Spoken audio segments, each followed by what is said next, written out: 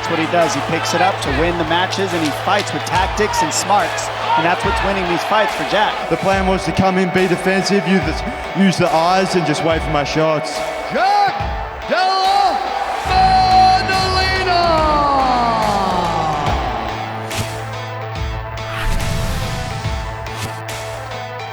Welcome to UFC Unfiltered. Please tell me that's on video. I've never been happier. I'm made for a fucking podcast. We're dangerous. Listen to me, we're at it.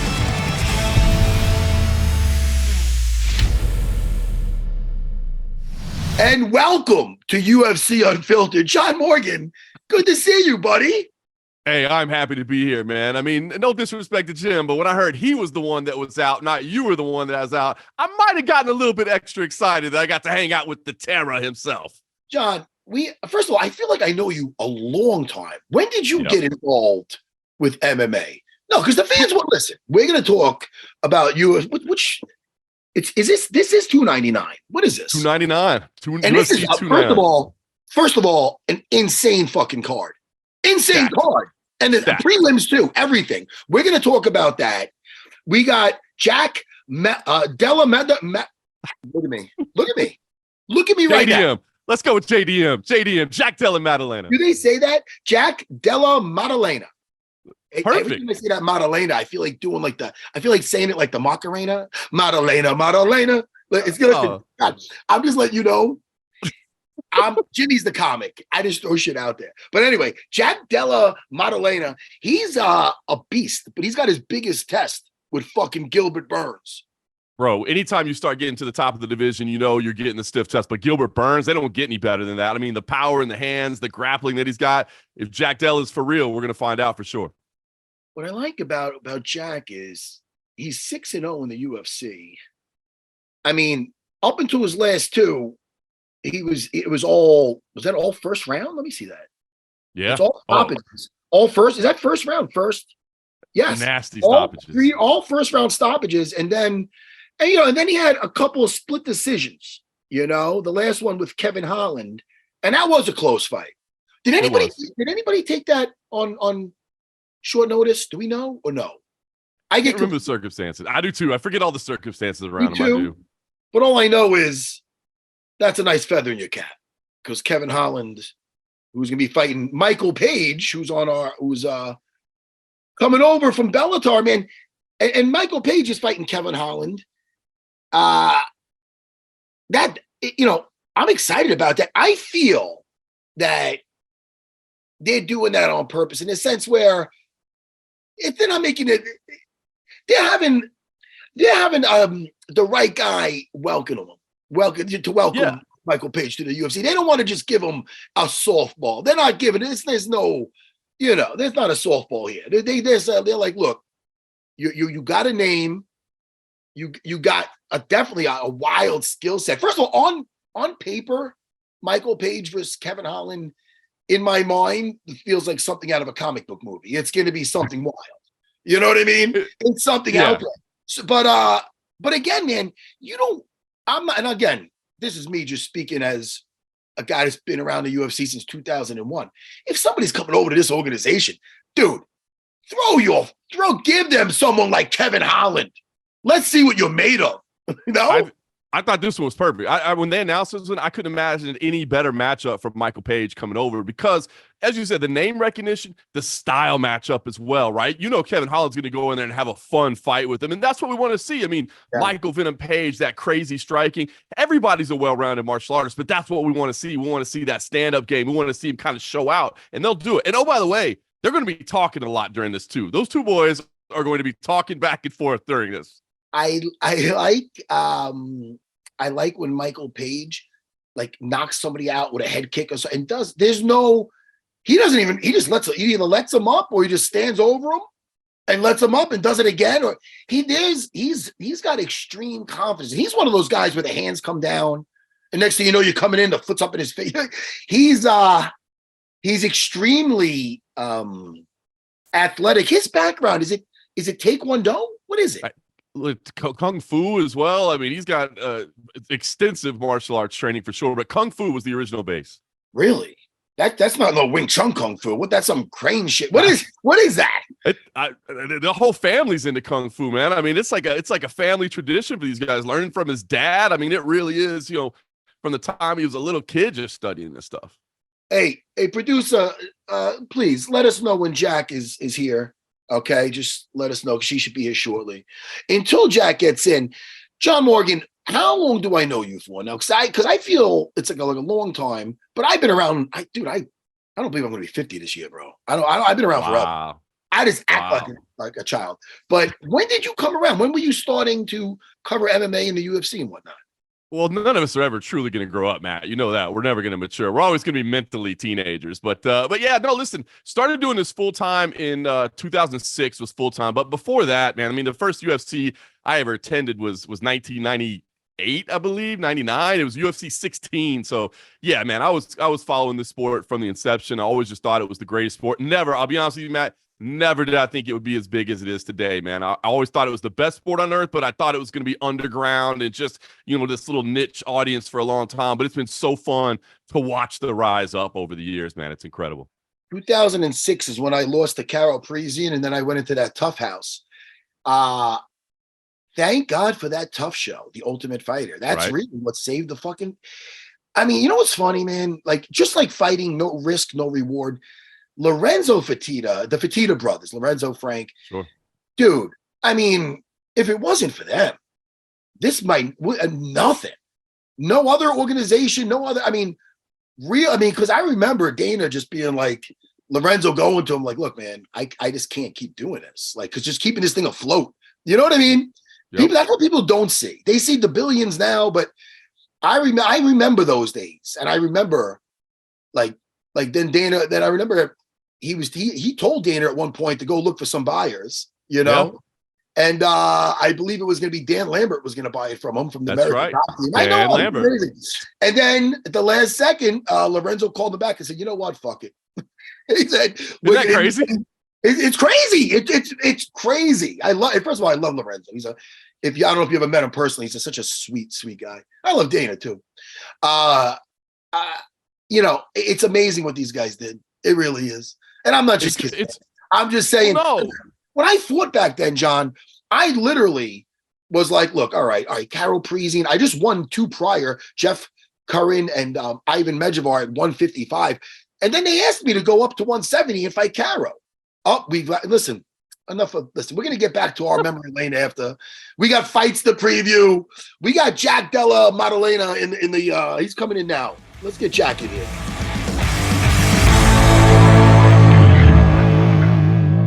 There he is. What's up, Jack? How are you, boys? Thanks for having me. Man, how are you? How are you feeling right now? Hopefully phenomenal. Yeah, I'm feeling really good. I'm excited for the weekend. Miami's a cool place, so yeah, I'm pumped. Big weekend ahead. First time in Miami? First time in Miami, and yeah, I enjoy it. I want you to look up "Welcome to Miami" from Will Smith after this. Put that in. It's just going to get you in the mood, and you're going to be listening to that. It's going to help with your weight cut. For sure. I'll pump it on the way home. Hey, Jack, let me tell you something. Your UFC career is just going swimmingly. What the fuck, man? If it ain't broke, don't fix it. You are doing phenomenal, man. I mean, can't be doing better. Look at you. I mean, it was the meat guy sticking his head in. Who was that? Paulie from? I'm sorry, I saw somebody in the background. Hey, your biggest test is this weekend, Saturday night with Gilbert Burns. Is it business as usual? I mean, everything's good. You just beat the talented Kevin Holland. I mean, how are we feeling? I mean, talk to me. Yeah, I'm feeling good. Of course, this is definitely my toughest fight to date. Gilbert's obviously a legend. He's had a lot of fights and battle tested. So yeah, I feel like I've got a lot to prove. I feel like I'm a top 5 fighter, and yeah, this Saturday I'm going to prove it, and I'm going to beat Gilbert and get the finish. John? Well, first of all, the finish. I love to hear that. Everybody on paper is looking forward to this fight. But Jack, I want to ask you about your last 2, right? Because you know, everybody was on the bandwagon, these first round finishes, these knockouts, everybody's like, this is the guy. Then you have a couple split decisions and maybe people say, oh, maybe we need to slow down a little bit on him. But I wonder if you took some value out of those, right? Knowing you can go 15, knowing that you can dig deep when maybe things aren't going exactly your way. Did you take maybe more value out of these two split decisions than maybe you even did those quick first round finishes? Yeah, for sure. Just the 3 back-to-back 15-minute fights. You're always going to learn a lot. And yeah, I take those experience. They were tough fights. You know, I had to battle through the first one, and then the second one was a close decision. But yeah, tough fights. I took a lot away from them. But I mean, everyone only remembers what you did for them recently. But yeah, I'm looking forward to put a finish on and get back to my finishing ways, and then everyone will remember what's up. Hey, I love it. Hey, Jack, I'm reading about you over here, and it says you started with a love of professional wrestling, right? You started with professional wrestling, and then you got into watching like MMA videos on YouTube. How old were you when you started officially training at a school, in a gym? When I went to a gym when I was about 16, 17 was the first time I went to an MMA gym. But yeah, probably 5 years before that, I just was pretty interested in the sport. Had the UFC video game, 2009. And I think that was probably the thing that got me really hooked on MMA. And then I forgot about professional wrestling. That's amazing. That's amazing. So wait, what was the first discipline you went in? Was it straight MMA or a gym you went into, or was it? I played a lot of rugby when I was younger, and then in the off season when I was probably about 14, I went to a boxing gym just to do something else, bit of fitness, try something else, and fell into boxing, enjoyed that. But I was a fan of MMA, so I was just looking around for the right gym. When did you find it? Yeah, when? Yes. Where? When and where? When I was about 16 or 17, I found Scrappy MMA, which is the gym that I'm at now. So been at the same gym ever since, under the same coaches. Just been working hard, working on all the skills that are involved in an MMA fight. Man, shout out to Scrappy MMA. Yeah. Shit, they're doing. Hey, it sounds like a smaller gym, right? People shit on these smaller gyms. They think you got to be part of a super team. You probably getting a lot of attention at that Scrappy MMA. Yeah, for sure. It's not one of these big gyms. It's a small gym. We've all come up together, and there's a lot of like top level coaches. You know, people that have been around the game. A lot of experienced fighters. So yeah, for sure. We're only tight knit, so we just work together as a team. But it's not a massive gym, but it's just the perfect gym for me. I did the same thing, Jack. Yeah, I did the same thing. You know, I had Henzo Gracie, Ray Longo. I'm not you know what I mean? And obviously it's working out great for you. You know what I mean? So I love that. I love hearing about these guys coming up from maybe a Scrappy MMA, from a school, a gym you never heard of. And now the world-class fighter, you know, your coaches must be so proud. Yeah, for sure. For sure. They put a lot of work into me, and yeah, I'm loyal to the team and they're loyal to me. And I feel like we've got the ingredients to go all the way to the world title. Jack, you're doing really well right now in the MMA run, but I got to ask, is the WWE passion still there? I mean, it's one company now, right? I mean, the door would seemingly be open, maybe a little crossover appearance down the road. Yeah, for sure. I'd be into that. I'd definitely be pretty incredible. My 12-year-old self would be very excited to see me in the WWE ring swinging some people around. Now I'm gonna see my man CM Punk this weekend at CFFC. So I'll put in a word over there for you. We'll see if we can make something happen. Sure. Yeah, for sure. I reckon I could beat CM Punk in a wrestle. That's for sure. I think you'd probably take him in an MMA match for sure. I'm not sure. No, I like CM Punk. He's a nice guy, very nice guy. What did you think about his fight? What did you think about him fighting in the UFC? Did you think that was because you're a professional? You must have been into him or into watching him in the professional wrestling. I never watched wrestling, so I'm not. But I'd imagine if I was like, oh wow, this guy is like my favorite actor, and all of a sudden he's fighting, I'd be interested. Like, I wasn't a big CM Punk was sort of just past the time where I was in the WWE. But I mean, yeah, it was interesting. You put someone in there who hasn't had many fights, I feel like you get what You get what you're given is a pretty average looking fight. But I mean, he has the platform, so people are interested, but probably won't happen again, I don't think. I don't think so. And people can't point. They can't point to Brock Lesnar, because Brock Lesnar, on his just amateur wrestling career alone, amateur. It's so funny how professional wrestling and amateur wrestling is the only instance I could think of when it's really the opposite. The amateur ones are the badasses. You know what I mean? It's just so weird when this is the amateurs. They're really dangerous. These guys do a soap opera stuff and hit each other with chairs. Still very taxing on the body. You know what I mean? But I thought Brock Lesnar, that's a totally different thing. Now that's a different story. It's huge, isn't it? An athlete at that. What do you think about guys not really being themselves? Because you're a fan of that entertainment. What do you think about guys having it drip over to the MMA and just them not being themselves and trying to do a poor man's job as a bad ripoff of a WWE guy? Do you ever cringe as a professional wrestling guy? You know what I mean? As a fan, when you hear these other guys on the mic trying to do something, Mike Chandler does it well, but other guys kind of, no? Yeah, I think you can sort of tell when someone's being genuine, and sometimes it rubs off a bit cringy, but whatever. I'm not here to judge anyone how they want to go about their career. I mean, this sport, you can really say whatever you want. At the end of the day, you got to get in there and back yourself. So whatever. I fought this guy, Frank Trigg, back in the day. and he used to yell something after. I had to beat him because, one, he called me Snooki from Jersey Shore, and two, every time he'd win, he was a bad winner. And I believe he'd say, did he say, do you know this, John Morgan? Did you know? I remember. Know? And it was something stupid. And I'm like, I can't have that. You know what I mean? Anyway, Jack, Frank Trigg ref my first fight in the UFC, so that was pretty cool. That is cool. Yeah, that was cool. I like Frank. I like to play with him still, though, a little bit, because he used to make fun of me when I was chubby, and now I have abs, and now he's chubby. Karma, Frank. Yeah, that's anyway. It. But hey, Jack, things go well this weekend. You get the mic. I mean, what do we? I mean, this is a major guy to get a win over.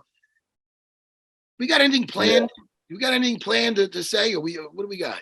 I mean, see how the fight plans out. See how the welterweight division plays out. I think they're expecting to come back to Perth later in the year, so I'm definitely going to be fighting in my hometown again. And I want it to be a big fight. I don't know if it's a big up and coming prospect in the division or someone right at the top, but I'm ready for the challenge. I want to fight the toughest fight I can fight.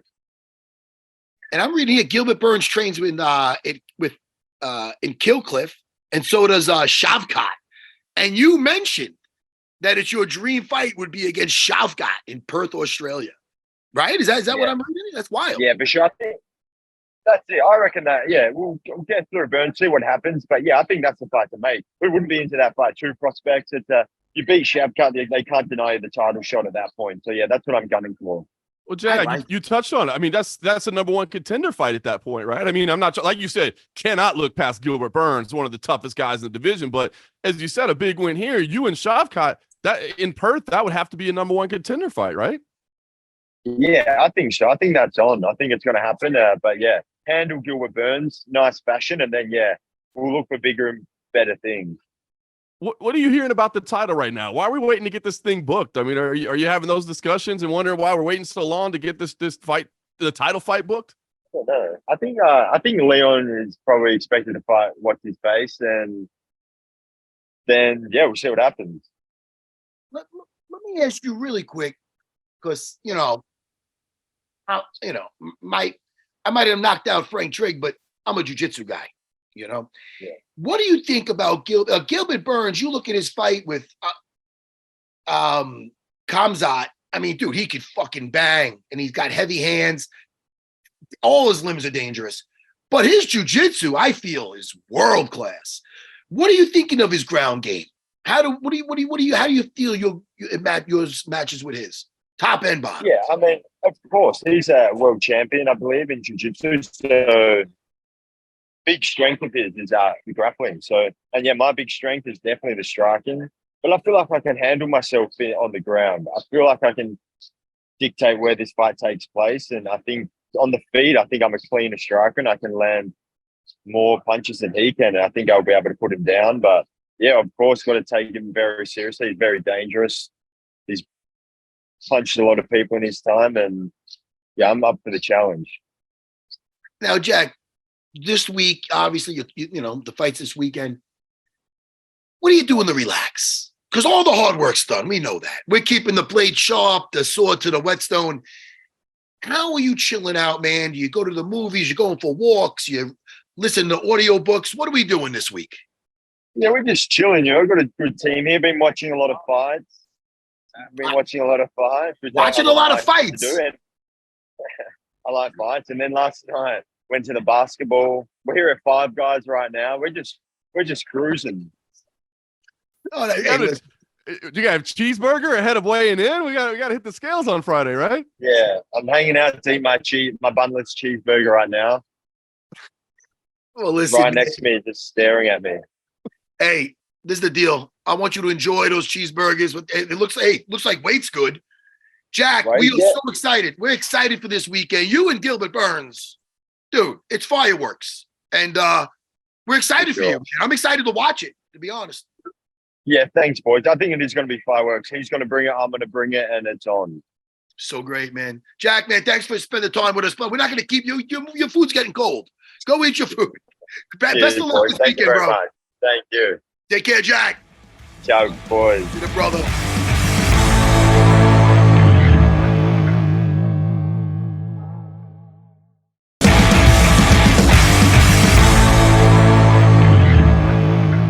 I feel bad that we're keeping him from his cheeseburger.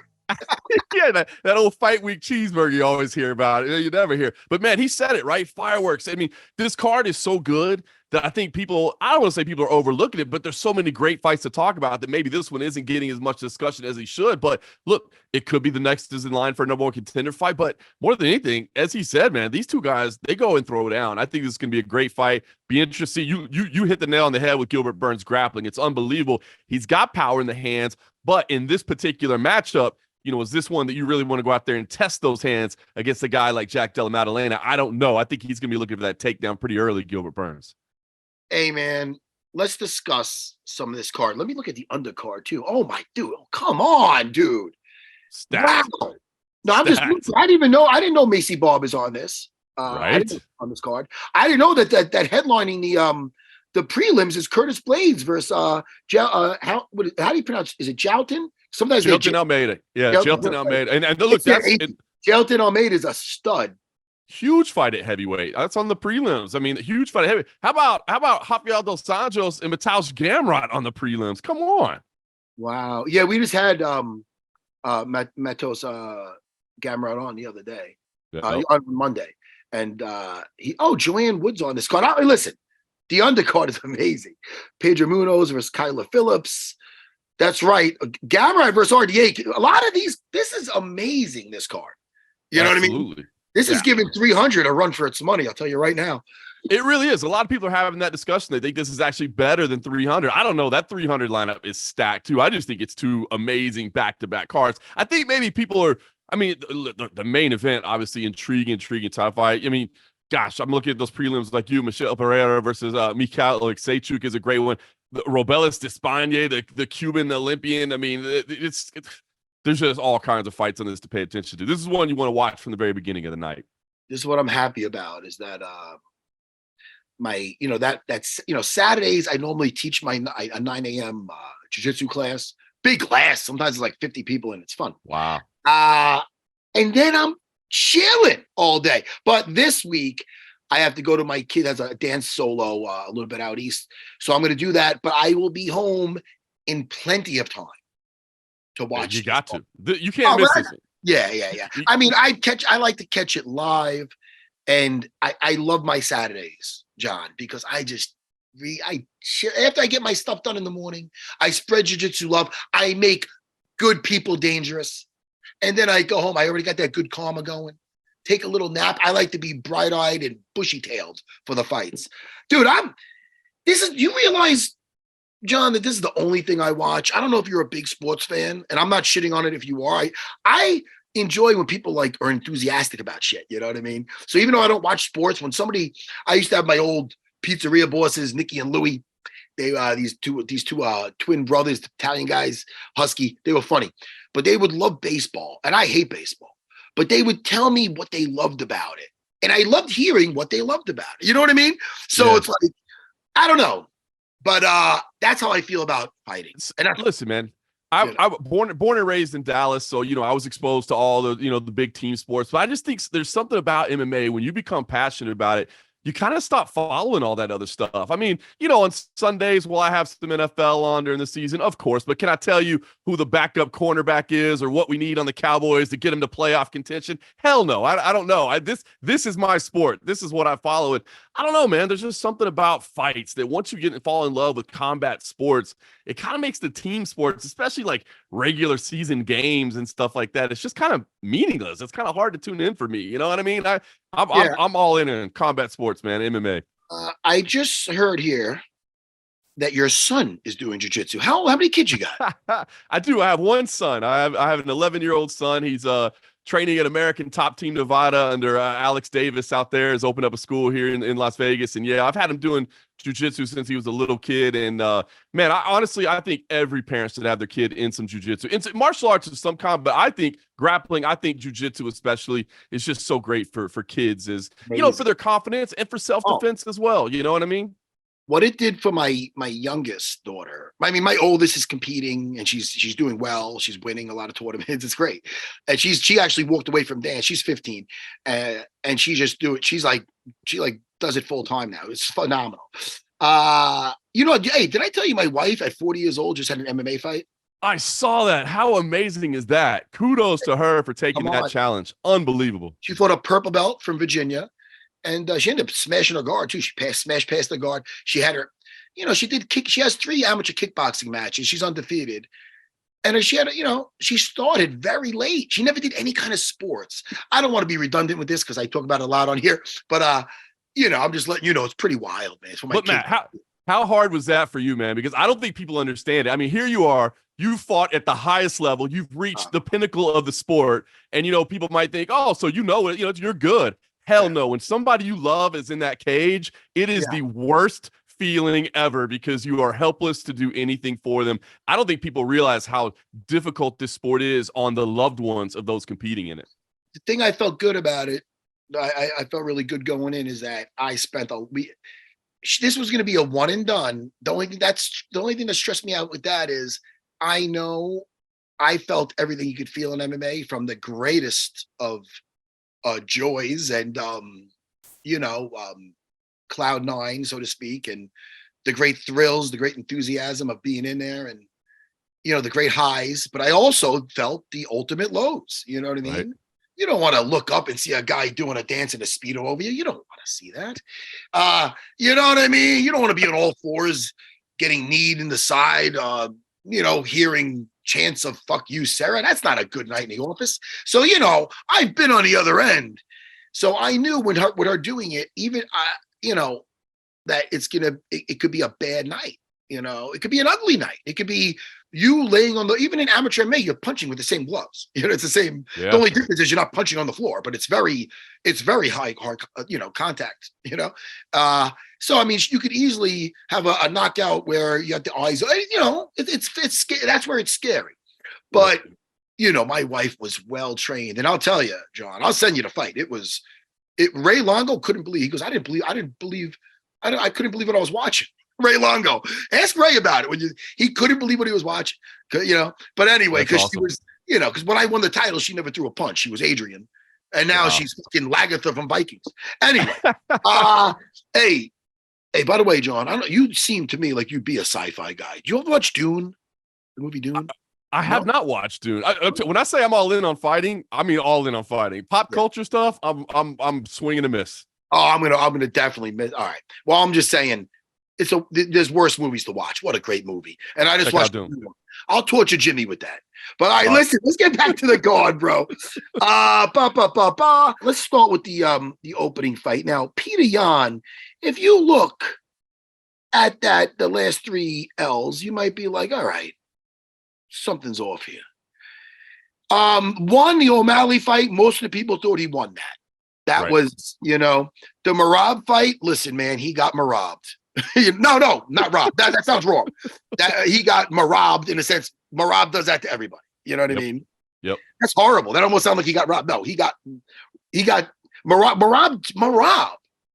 It's so funny with Merab. Not to switch gears.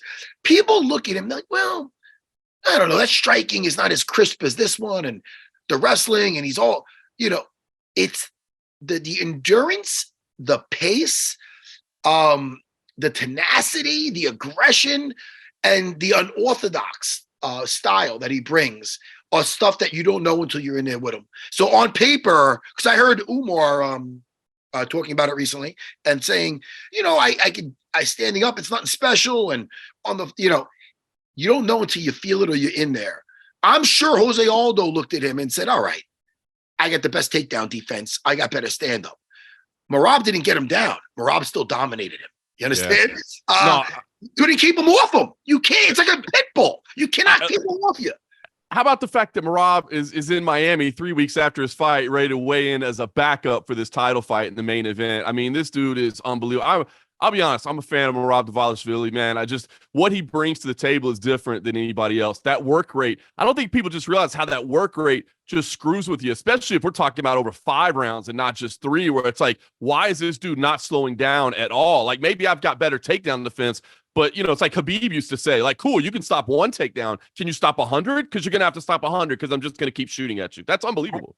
And I've spoken about this before. This guy's afraid of going for a shot because they know what it does to that energy bar. They know what it does to that endurance. In a video game, it's almost like you get hit with a major blow and your energy bar goes down 0.25% and then another quarter, and now you're just a sitting duck. So people are afraid to utilize that wrestling. But Merab has got like I said, man, it's like another tool in the toolbox, another weapon in the arsenal, and he just burns guys out. O'Malley says how he could, he's a little guy, he could sharpshoot him. Let me tell you, you have that 1 or 2 shots to do that. Because listen, look what happened not only with Henry, when Henry caught him a little bit in that first round with 1 shot. Look at Marlon Moraes. Marlon Moraes put him down. And it's like, oh no, and not only that, he came back, he won that round.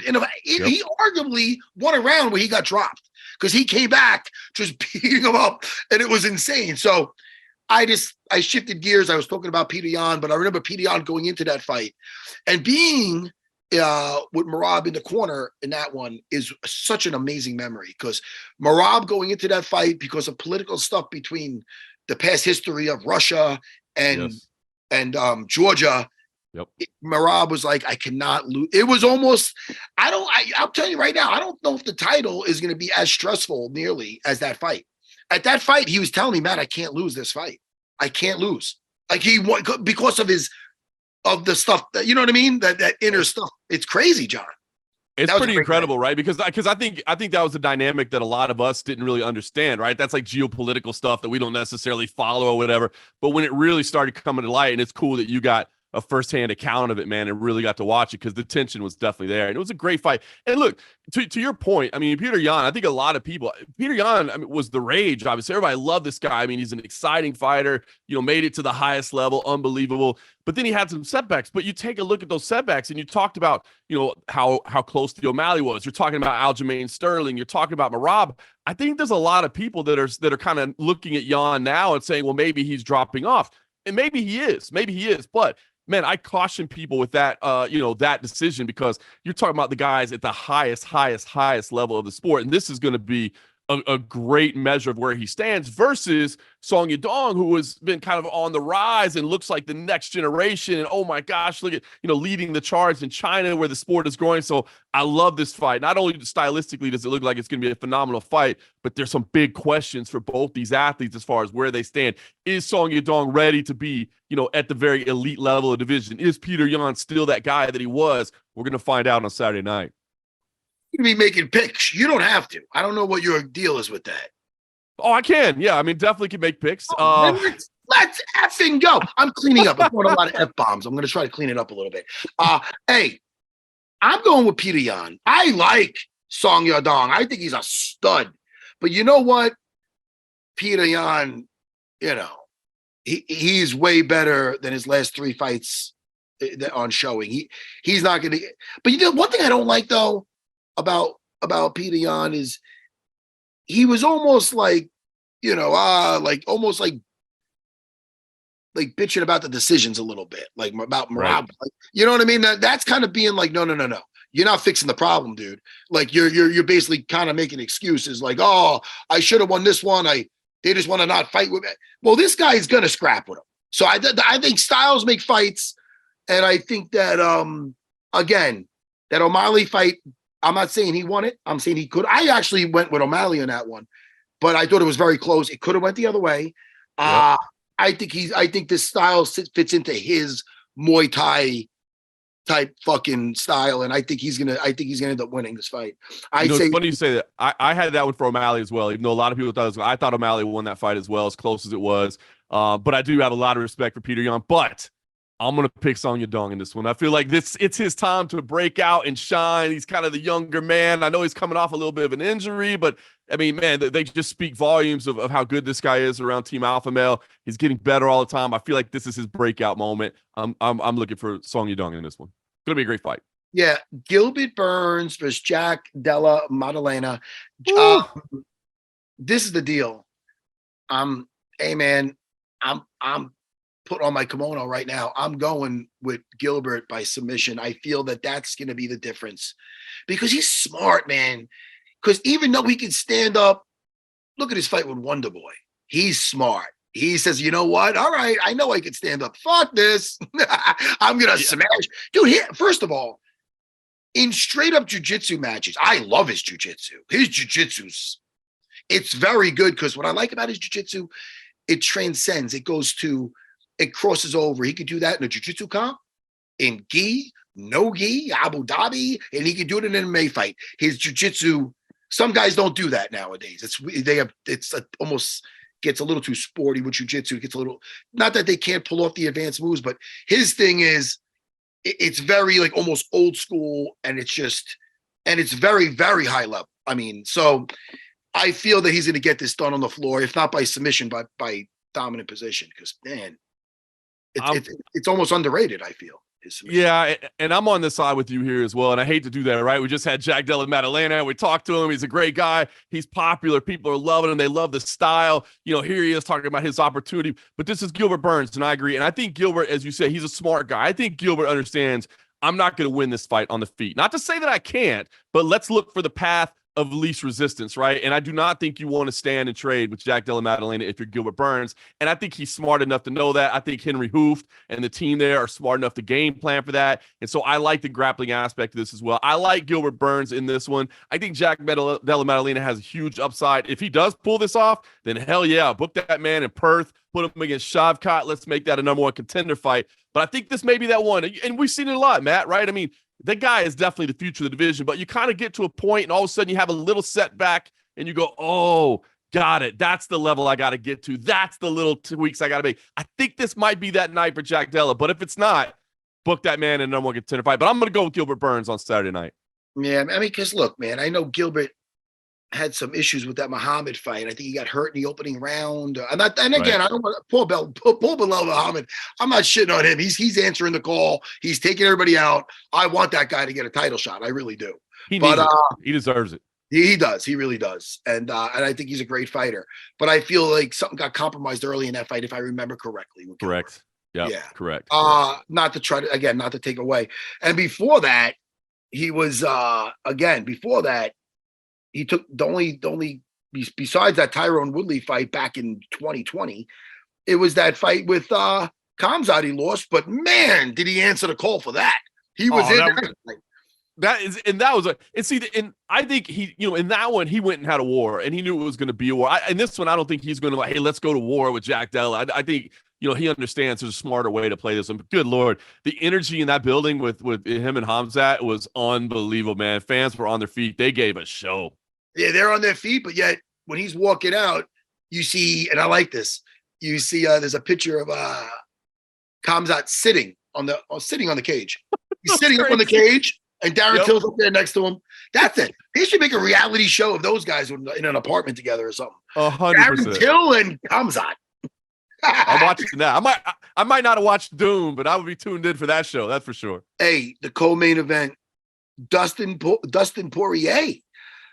Listen, the vet going versus Benoit Saint Denis. How do you the last name? Denis. Benoit Saint Denis. Yeah, listen, I love this fight. How about the fact that, at least according to the odds makers right now, Dustin Poirier is the underdog. I mean, the veteran grinder, the fan favorite. I mean, the favorite right now is Benoit Saint Denis. I love this fight for a lot of reasons. Number one, it looks on paper like it's going to be the type of fight that fans want to see. Just sheer violence, two absolute studs that will not back down, that are absolutely going to go toe-to-toe in it. So it looks like it's going to be fireworks. But, man, you got to give Dustin Poirier all the respect in the world for taking this fight, right? Because this is one of those fights where, look, his legacy is secure. Dustin Poirier is a Hall of Famer. He's one of the greatest to ever do it. And beating Benoit Saint Denis, especially at this point in his career, doesn't really do a lot for Dustin Poirier's legacy.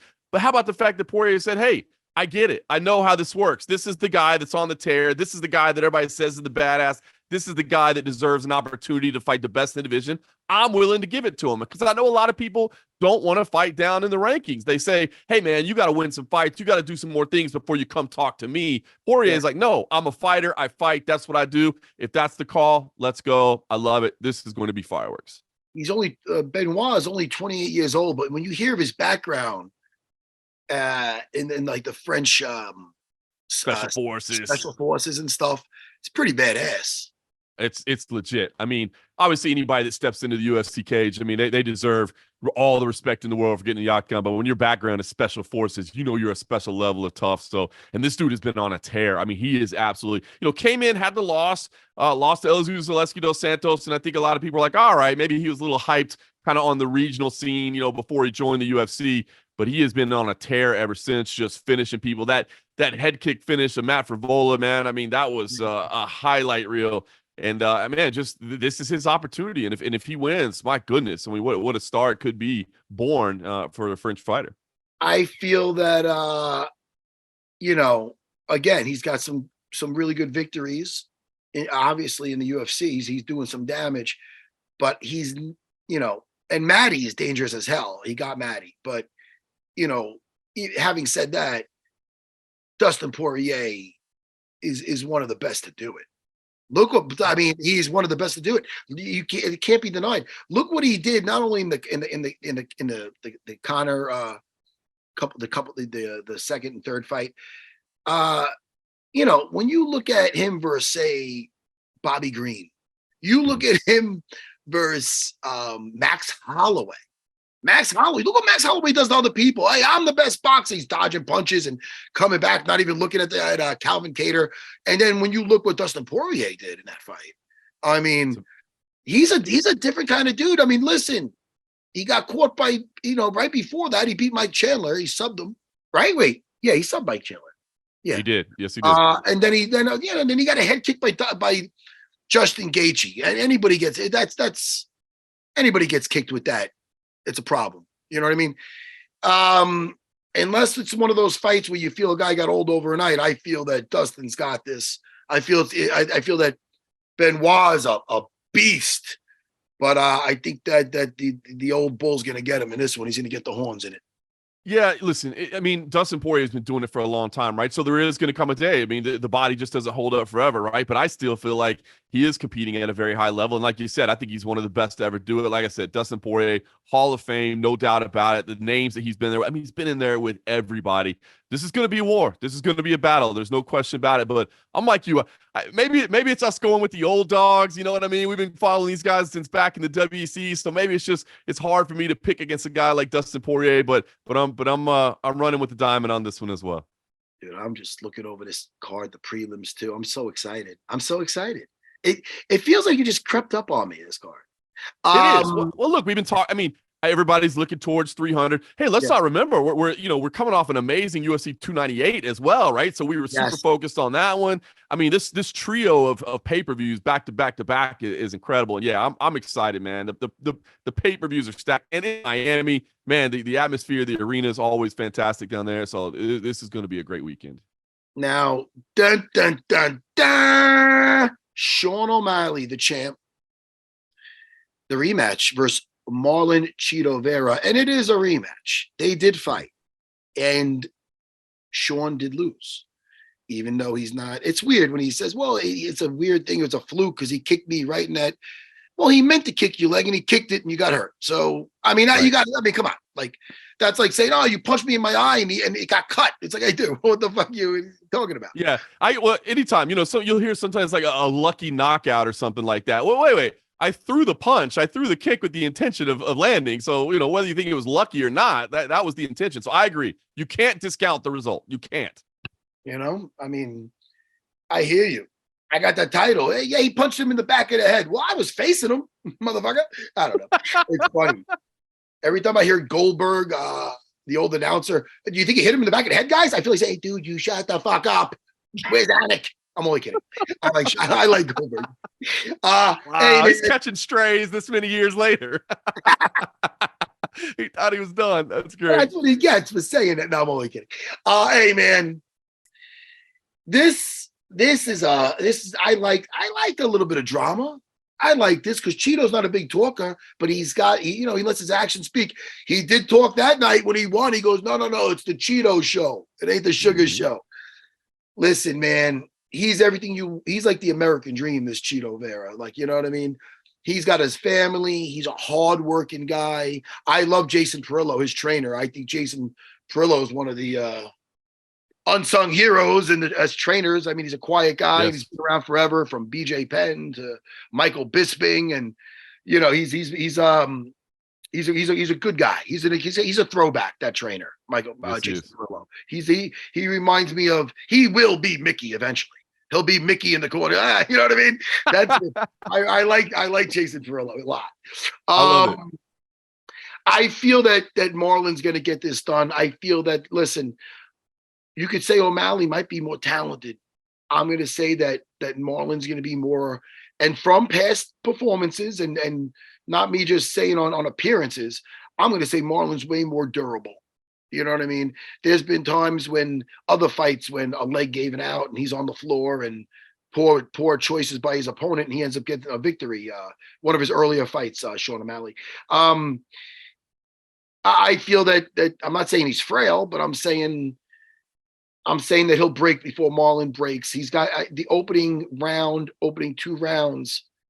After that, Marlon normally, there's that Sandhagen fight that I feel he never even got his footing in, which could be due to Sandhagen. Sandhagen's a fucking stud. Yep. Sandhagen reminds me of Achilles out there with the shit he's doing. He's just that guy. He's another conversation. He's phenomenal, Sandhagen. But besides Sandhagen, Dominic Cruz, Rob Font, the legend Frankie Edgar, Marlon's walking them, getting in their face. You know what I mean? So again, you take away that. I think people look at him a little sideways because of that Sandhagen fight. I'm giving him a pass on it. Everybody's deserving a bad day. I feel he's got the confidence of the first fight. He's got the, I think he's gonna come through. I think it's gonna be Marlon, possibly 4th round stoppage, I'm thinking.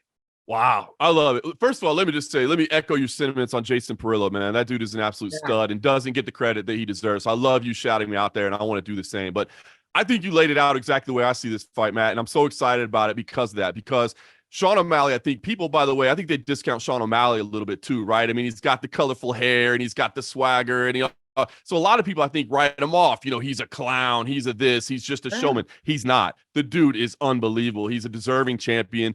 He's fantastic. He continues to get better from their first meeting. I think he's a better fighter at this point than the first time they met. And I think early on, man, he's going to be dangerous. His striking is so good, man. He's so fast, so pinpoint. And as you said, Cheeto has that tendency to kind of start a little bit slow sometimes. So I think it's going to be dangerous going early on because Sean O'Malley is such a sniper on the feet. So, I really favor Sean early. But I'm like you, that I see that dog inside Cheeto, right? I mean, that dude is a fighter. I mean, first of all, just as a human being, you laid out the story that he has. And if you've ever met Cheeto Vera, you're a fan of Cheeto Vera. Like, you can't be around him and not like the dude, man. He's just a cool guy who, as you said, man, loves his family, has brought them up from nothing to take care of them. It's an unbelievable story. And he's a dog. I think he's going to be going late in this. The later rounds are going to favor him. And so a late stoppage is certainly possible. Stealing it back on the scorecards because I think he's going to be down a couple rounds early on. I think he's a live dog.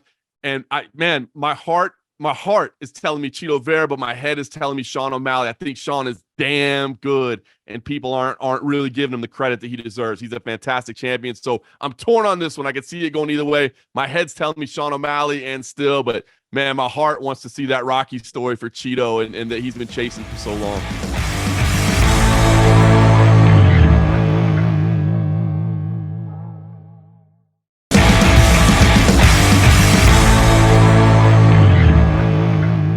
From what I've seen of Michael Page, and again, not to just sound like a company guy, I don't really watch the other organizations because first of all, I don't even know when they're on. I just right. There's so many UFC fights every week that I watch the UFC, and I'd watch stuff that they're on, but I just don't know. So I haven't really. But I have seen a ton of his highlights, and I've seen some of his fights, especially his finishes. I think the UFC jitters, not jitters, or at least the first time in the UFC is a little different for people. I really do. You've seen it time and time again. That guys that are, they're doing well in other promotions, they come over here and it's a little bit different for them. Now that on top of getting greeted with Kevin Holland. Kevin Holland, too, listen, the thing about Kevin Holland, and he's such an entertainer that he might kind of just give Michael Page what he wants is just a stand-up battle. But I still feel that Kevin's got that home turf advantage. He really does. If all else is close to equal, the experience of being in that UFC octagon, you could say, a fight's a fight. Yes or no. Everything could, things could be different. I think they will be different. So I will be taking Kevin Holland in this fight. I love this fight, and I think you laid it out perfectly. I see a lot of things that you see as well, and I think it's important to note when you talk about kind of those UFC jitters or those, that octagon debut, it's not necessarily saying that, like, he's never fought good fighters or he's never fought this level of competition. There's great fighters in other organizations, but there is something that you build up when you come to the UFC, right? It's a little bit different. The lights are a little bit brighter, the feeling that you've thought about for a long time. And Michael Page has always said along the way, I'll be in the UFC at some point. So he's thought about this moment. It's built up inside his head. Now, he is a big game performer, so we will see about that. But you touched on something that is really intriguing because I think if Kevin Holland fights a disciplined fight, follows a game plan that you would want to have against Michael Page, I think you favor him right away because I think he's got I think he's got better grappling. He's got the overall better game. But as you said it, he likes this. He likes to entertain. He's going to want to be out there. I have no doubt in my mind that Kevin Holland is going to do some Michael Page-like stuff in there, right? Like he's going to be one of the guys that does the showboating, that does the highlights. And if he does that, it feeds into exactly what Michael Page wants. And then it could go the other way. So on paper, I actually like Kevin Holland in this as well, but it scares me that he's going to try to have a little too much fun in there, that he's going to try to put on a little too much show. These dudes are definitely going to be talking back and forth during the fight. It's going to be entertaining as hell, but I think the more that he does that and kind of feeds into the entertainment, that goes right into what Michael Page is looking to do. And so it's dangerous. It's dangerous. Now that you're familiar with Michael Page, has anybody ever gave him some of his own medicine with that stuff? Or no? He's usually the entertainer in there. What happens? Well, and hey, the same goes for Kevin. This is weird. It's like they're fighting bizarro selves, like as far as being talkative and entertaining. That's It's going to be like a dance-off. No, I'm only kidding. But it's going to be interesting. That's going to be interesting. How do they deal with someone giving it back to them?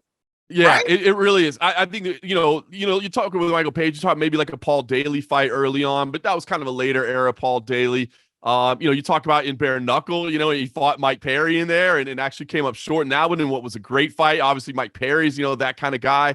But yeah, not to the level of Kevin Holland, I don't think, but vice versa. As you said, I don't think Kevin Holland has dealt with somebody. Michael Page, I mean, he's one of the most unique fighters in the sport today. This is a great addition to the UFC roster. And to me, it's perfect matchmaking for the debut. So, if I had to put a pick, my mortgage payment is on the line. Which way are you going, John? I'm probably saying Kevin Holland because I feel like he has more paths to victory. But I'm telling you, the more he showboats and the more he wants to entertain, the more that plays right into who Michael Page is. And man, if you haven't seen Michael Page before, if you're one of these fans that, hey, maybe all you have seen is the UFC, and that's okay. We understand that. Man, this guy is fun. You're going to like him. He's a welcome addition. You're going to enjoy him at the press conference. You're going to enjoy him, I'm sure, at the face-offs. He's going to do the thing that he does where he holds the hand over his opponent. He's going to be fun. He's a great addition to the roster. This is a great fight. The matchmakers deserve the credit here. Perfect. And I did not know. I'm looking. I'm going to go, oh, Macy Barber is on the card. I looked over. I didn't recognize the name. It's our old buddy, Caitlin Schuhagen. But now she has a new last name because I didn't know she took her husband's last name. How do you pronounce that? Sermonera, I believe, is it? I hope I'm saying that right. As if Chukagian wasn't hard enough for us along the way. And now we got to go Sermonera as well, I believe. But change the name. So a dangerous fight. Obviously Caitlin's been at the top of the game forever. This is a good one. Macy Barber, had the little slip ups, but now she's on a run and she's talking about, hey, get me in title contention and I'm deserving of being there again. So that's a great fight as well. Now, let me tell you one thing about this fight coming up because, Caitlin's she's known for her striking. And I think Macy Barber is awesome. I think she's very aggressive and I like her style, her attitude. But Caitlin, she's known for her stand-up. But let me tell you, man, two of my black belts, Jason Rao and Nick Ronan, own Vanguard Jiu-Jitsu out in Long Island. And she runs the women's class over there. She does a lot of jiu-jitsu and she's very good on the floor. Very good. And I don't think you're yet to really, well, no, she did great with, when Caitlin fought Shevchenko, Antonina. Antonina, the sister, right? Yes. She used her jiu-jitsu then very nicely. Yeah. I believe that it's going to come into play in this fight, but I'm looking forward to that fight as well. Hey, listen. Hey, John, man, first of all, thank you for coming on here, bro. What do you want to plug? I know you have a podcast. Yeah, check out the MMA Roadshow with John Morgan. We'll be taping that on Thursday. I'm actually flying to Miami tonight, so I'll be in there. I'm actually going to Tampa as well. So Friday night on UFC Fight Pass, check out CFFC 130. Myself and CM Punk will be on the call for CFFC, and then it works out perfect. It's CFFC Friday night, UFC Miami Saturday night. Phenomenal, man. Get the back-to-back, one on the mic, one on press row. I'm excited, man. Can't wait for it. UFC 299 this Saturday. It's going to be in Miami, Florida. The early prelims are at 6:00 p.m. Eastern Time on ESPN Plus, Fight Pass. And prelims, 8 p.m. Eastern Time. And then the main card, ESPN Plus pay-per-view. I'm excited for it. Thank you again, John. What a good time. Brother. I had a blast. I had a blast. You can call me anytime, brother. I always enjoy talking some MMA with the Terra. Hey, go get into the pop culture now so we can talk about that too. Okay. Go watch Dune. You got a homework assignment. Done. Take care, John. See you, brother. Bye, everyone.